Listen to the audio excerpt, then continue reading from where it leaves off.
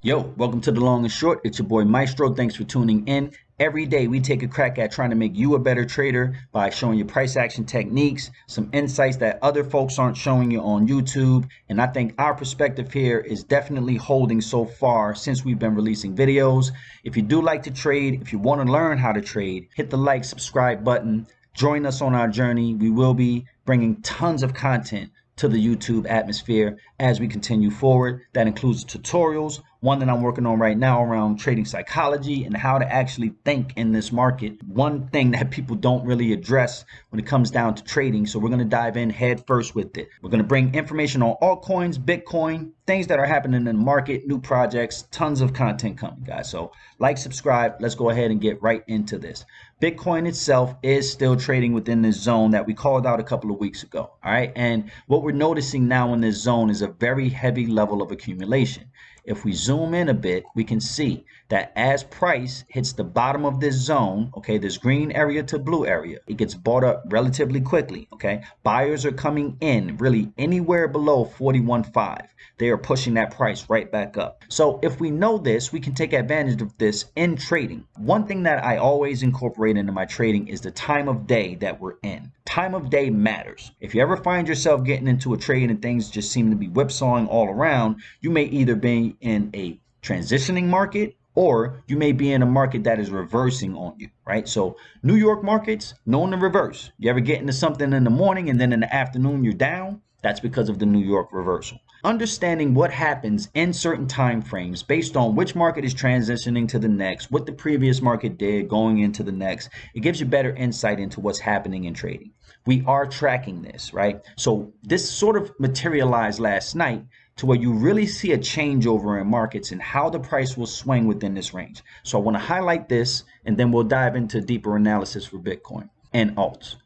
Think about a normal day. You wake up in the morning, 9 a.m., say Eastern Standard Time. You're working on trading or whatever. You're trying to get into some trades and your day ends, okay? Maybe by 7, 8 o'clock, you're starting to wind down for the night, right? You're not a charts junkie like I am and just keep it up all day, right? So by 9, 10 o'clock, you're starting to wind down for the day.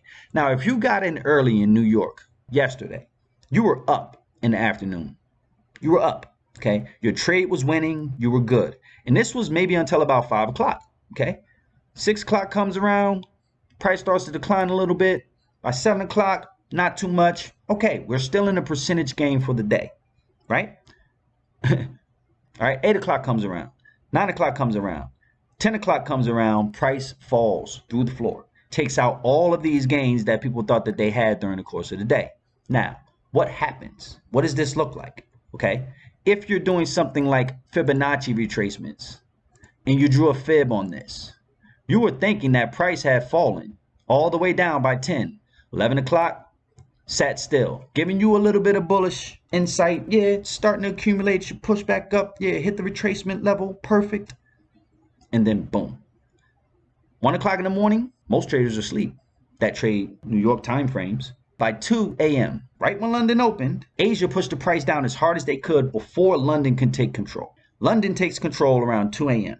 Asia takes control around 7 p.m. Eastern Standard Time. So this is the transition from Asia to London. London comes in. By 3 a.m., they completely reverse the market. Asia gets out the way. London takes over. They buy everything. Perfect. New York, we're back up again, right? So if you held this trade overnight, you were good. This morning, right around 9, all positive news on the news. All of the banks are hiring, with the exception of a few. Good news. Next thing you know, 10 a.m. hits, which is the normal hour for New York to really kick into gear. Okay, if you pay attention to these things, guys, they start to reveal themselves. New York comes alive around 10, 11 a.m. Eastern Standard Time. And you see what they did. Took all of your gains right back away. If you're sitting in a swing and you're really trying to trade for a couple of days here, this is the type of action that you're seeing.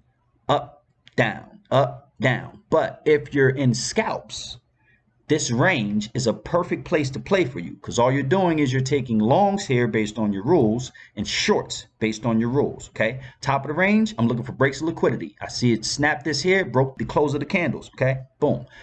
Perfect opportunity for you to take a short. Now, it may be a short-term short because price could also reverse here more by the New York afternoon time frame, going into the late evening and take out these equal highs as well. If it does that, then of course we know that Asia is typically bearish.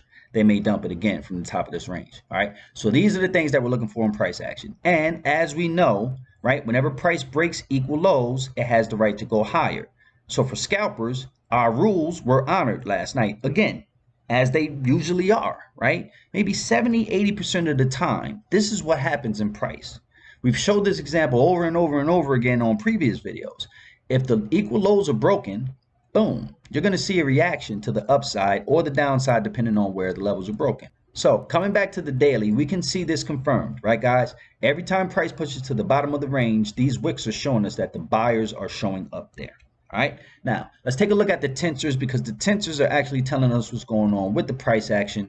All right, and as you can see, this was the down move in Asia last night. It actually hit a wall here of orders, guys, and it bounced right off of it. Now, again, we're starting to come back down to this area based on what's happening in New York, right? New York sort of reversed the London action, and now we're moving back down to the bottom of the range, right?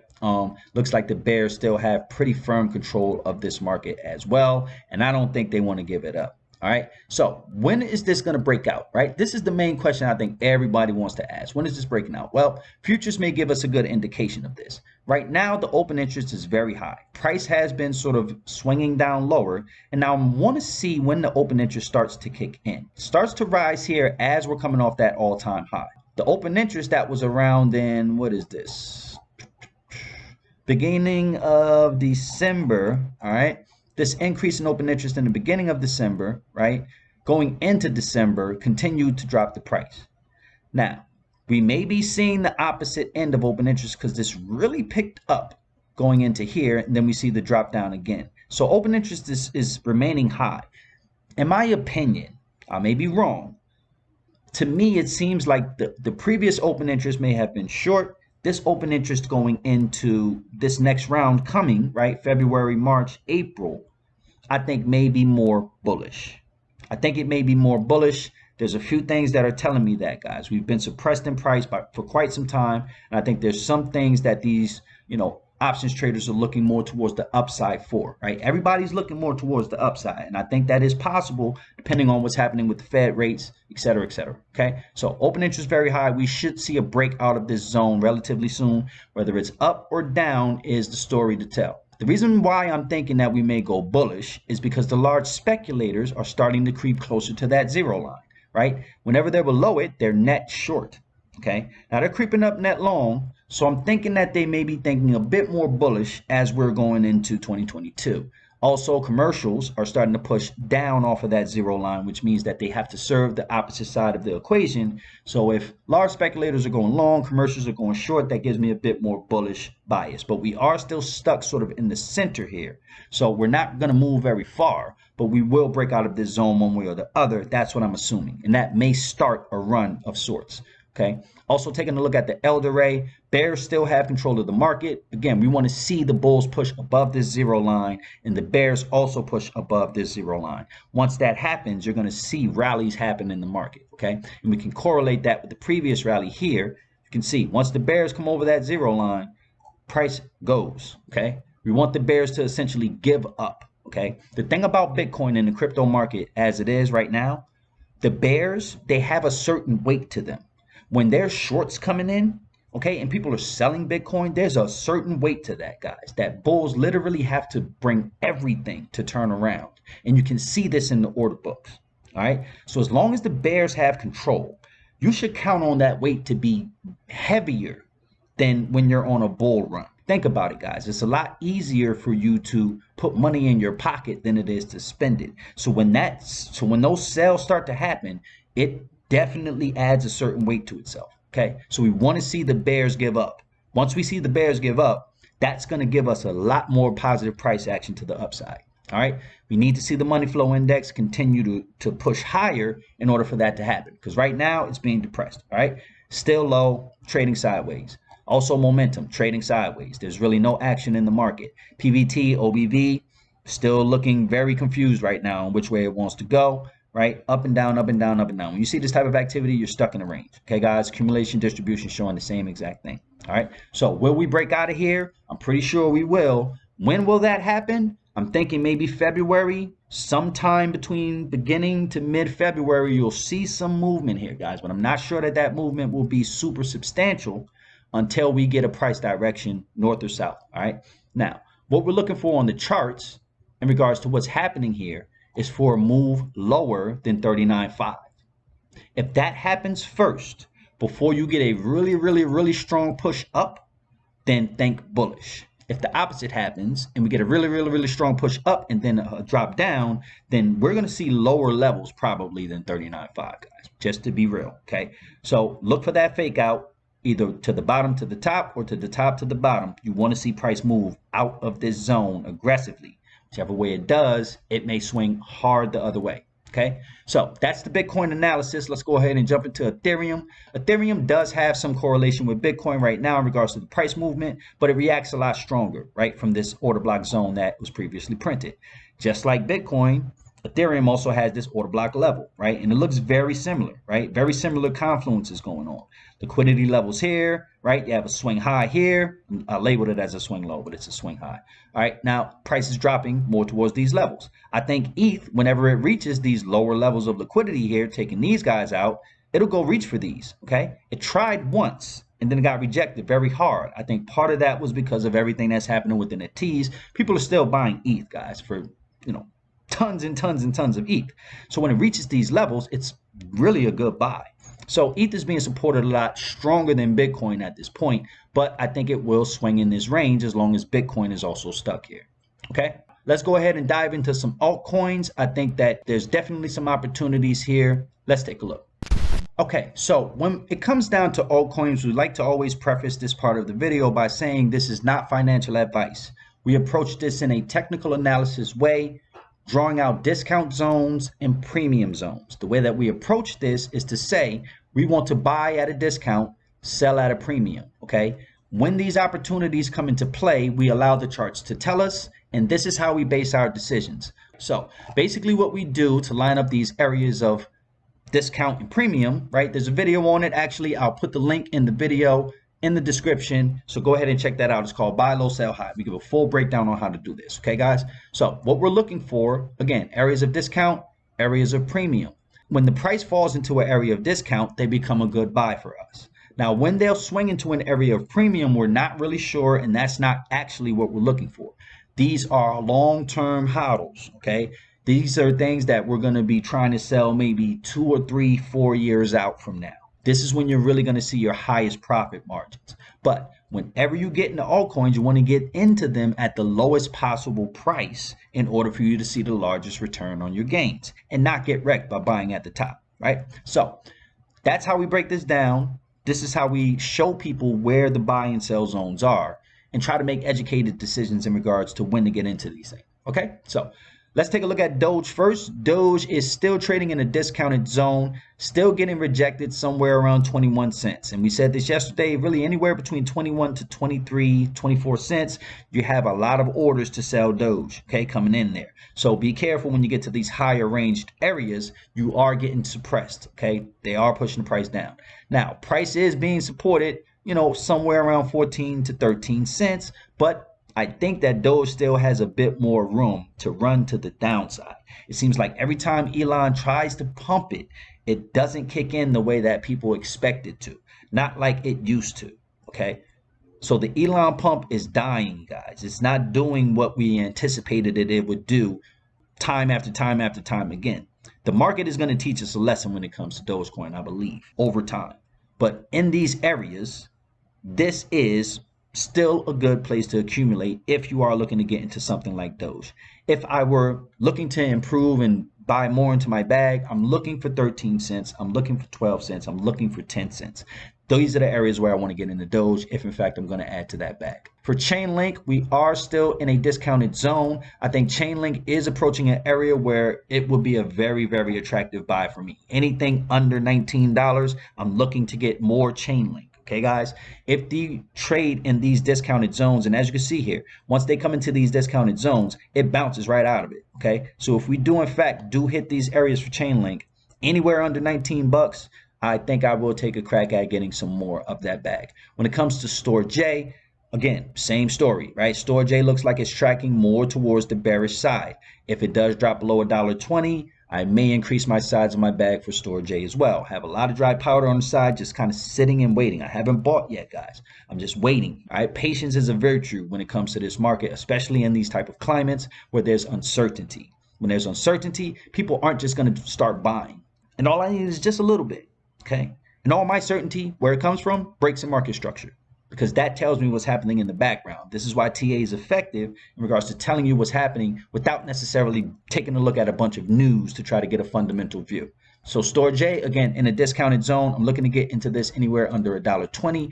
Filecoin still trading through the doldrums of the crypto charts and its range, okay? But Filecoin, I think, still is a good buy. This is something that we currently hold. We are in a bit of a loss in our portfolio right now for it, but again, we bought in a discounted zone, so our loss is not as substantial as it would have been if we were up here. And again, we'll always call this out for Filecoin. If you do start to break into your premium zones, the sell is pretty much immediate, I would say. The reason why is because it does get rejected very firmly out of these zones once it does cross them. Engine token was having a pretty positive today. Right now, it's currently sitting at break even, and this is still in the discounted zone, right? Engine token, metaverse token, very popular, big things coming out on it. And I think that Engine token definitely has a lot of room to run to the upside. So in the discounted zone, this is definitely something that we did get a little bit more of. Algorand, so again, in a discounted zone. Seems like everything is starting to swing to these discounted zone, guys. When you have really big down days and small type of up days, this is what happens in the price action. It just keeps inkling down, right? So I would say Algo, perfect buy anywhere under 75 cents to $1. Okay, is a good buy for Algorand. We know that this thing does have sustainable energy to the upside. I think it will continue to grow along with other tokens in the crypto market. All right, when it comes down to the graph, super discounted zone. Again, graphs sort of doing their own thing in the crypto market, right? And they have the ability, I think, to lock in with this indexing. And if they're able to achieve that, then 52 cents is a laughable number, guys. This can definitely grow. The all-time high was at $2.89, and it's come down since, right, into the lower levels. So this is something that I think definitely has room to grow. If you are interested in something like this, when it comes to the graph, I think there's a lot of potential here, right? Like a lot of potential. Has yet to be realized, but there's potential in it, right? And there is use cases for it, right? Like there's technicians that are using this to index the blockchain and find stuff on the blockchain. There are people using it, but once it finds a more practical use in real world, that's when it's really going to kick into gear. So right now, super discount for the graph. Curve Dow coming off that all-time high. Seems like our prediction was right that this wouldn't break the all-time high again. You have three touches here, 1, 2, 3. Call these the three towers. You know, there's lots of different names for this structured pattern here, okay? But once you have those three arcs, boom, price typically does come down and tries to find a retracement level. And again, Curve Dow is a good buy anywhere under 373, just based on the current price action that we see here with this upwards movement. Cardano, man, I'm starting to feel bad for the ADA gang, man, because there seems to be a conspiracy against you guys somewhere, right? Someone is hurting you when it comes to this market, right? This big rally here, right? So a lot of positive news around this, and it just seems that they're pushing it back down on you. And I would say that ADA trading in this zone is still a super attractive buy, guys. They're not going to be able to kill it forever, right? There's NFTs coming out on ADA. There's a lot of positive things happening for Cardano. So $1.39. Imagine if you were able to get Ethereum at $1.39, guys. These are going to be the stories that people are telling 5 years from now about Cardano. And right now, I think that Cardano is in the type of zone that if you were to start to accumulate a little bit, right, dollar cost average, you see how it tries to break out of these zones, guys. This is not too far away from Cardano. Not too far away. And I think that these all-time highs will get shattered eventually, okay? So, again, long-term hodl, Cardano, pretty good buying opportunity today for that. Okay, when it comes to Polkadot, trading in a discounted zone, again, accumulating super nice within this zone here, guys. And this is what you want to see in price action. This nice arch up, nice retracement down to pretty much a golden pocket, right? And starts to accumulate. If we draw a fib out here, you can really see this happen. I like to draw my fibs to the bodies of the candles, by the way. All right, now, here's the thing. And when you start to take fibs to these things, you can start to get an outlook of where the price may actually go. So just as we suspected, right at around 70%, this thing is supported pretty well. when it comes to Polkadot. Okay, 62% level is where you seem to be getting kicked back down at. But if we were to make some projections for Polkadot, right, you're looking at $75, $96 at the first standard deviation, right, 118 at 1.5, $139 Polkadot at the second deviation. So this is how we sort of gauge the long-term price action, where these things could go if they continue to build up, and they continue to hit their mark. Okay, so Polkadot is one that I think is very nice when it comes to potential opportunity. All right, Shiba Inu trading in more into the discounted zone, right? Going deeper and deeper and deeper. And we said this with Shiba Inu, this big launch area is an area of concern. Price may actually come right back down here. And these are sort of the coins that you guys want to stay away from. This is the thing that I always try to remind people of. Look at the price action, guys. If you see something like a pump and a dump, that can happen at any time when it comes to this. We can see that it launched out of these zones, right? This is when it went on Coinbase, all right? So it launched out of these zones, but there's folks with tons of coins here, guys. Tons of them. Before Shiba Inu was on Coinbase, tons of people had Shiba Inu. Who do you think is selling to you as you want to buy into this, right? So once you hit these lower discounted zones, these are the times to really get into these meme coin type of cryptos, guys. This is, you want to buy it at the rock bottom of bottoms, right? And you want to identify where that may be. To me, that area is anywhere around 0.00001 to 0.00007 maybe. And these are the areas where we would look to get into Shiba if that opportunity will present itself. All right, taking a look at Matic. Matic is still pushing very aggressively to the upside. Not necessarily a buy we want to take right now. We do want to wait for it to cross, maybe back down below $1.60 if in fact we are going to take a trade on this. So Matic, we allow things to run when they are running. We're not going to jump in and FOMO in at the top, because these are the areas where people buy and then they actually lose when the price does come down a bit. Now we can see the price action did find resistance here. Okay, at a previous resistance level, it came down. So we want to see if it can be supported somewhere around $1.75. If that does happen, then Matic will continue to the upside. If it doesn't, then it presents a buying opportunity for us anywhere below $1.60, right? So that's what we're looking for Matic. Taking a look at XRP. XRP currently trading still within a discounted zone and starting to push lower into this zone, right? And again, we said anything below 65 cents right now, we still think is a very good buy for XRP. And the way that we judge that is by previous price action. You see, when it jumps into these little zones here, boom, it jumps right out of those zones, okay? Into the zone, out of the zone. So it's approaching it again. Will it crash through because there are equal lows here? Possibly. And if it does, even better buying opportunity for XRP, okay? So anything under 65 cents, definitely getting some more XRP into our wallet. That will be the charge there. Okay, for Mana, Mana is also creeping back into this discounted zone. We were watching this last week, wondering if it could happen. Seems that it is happening. Mana is down around 2.5% today. And again, big imbalance here. If price were to fall to these lower levels of discount, Mana is something that we're going to get more of. And the reason why is because of the future case, the use case. Things are going on right now with Mana, okay? And I think that this coin will continue to grow. Now, is it worth $6? I'm not sure, okay? But these lower levels at $1.75, maybe even $1 if it can get there, these are good levels to purchase and buy at for Mana, I would say. All right, and Harmony One, we'll close the video out with this.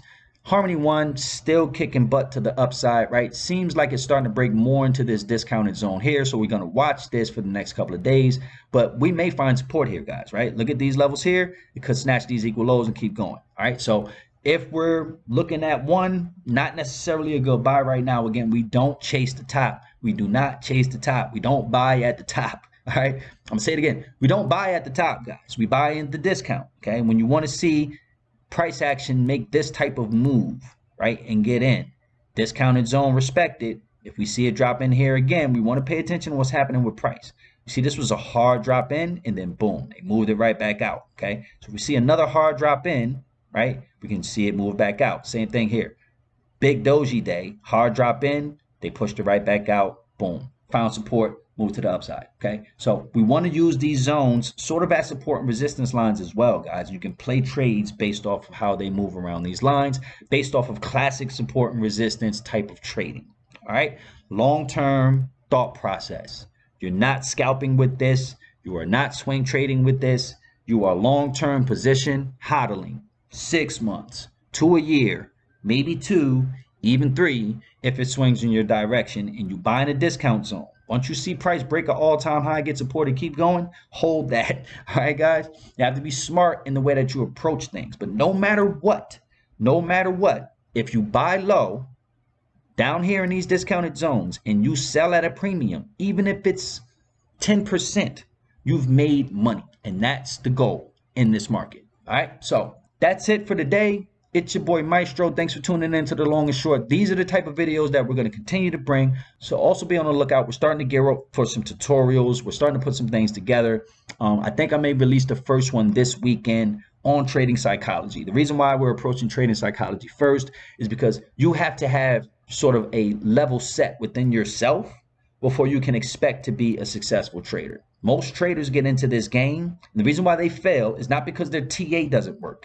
It's not because they're learning the wrong things from the wrong people. It's their emotional approach to trading that actually hurts them more than any bad TA does. Okay, guys? So we're going to approach this first. This is the first lesson that I think a lot of the newer traders in crypto need to learn, and no one's talking about it. So we're going to dive into it. Stay tuned for that. Like, subscribe, hit the bell notification button if you like this type of content. This is what we bring on a daily basis. Salute. It's your boy Maestro. We're out of here. Peace.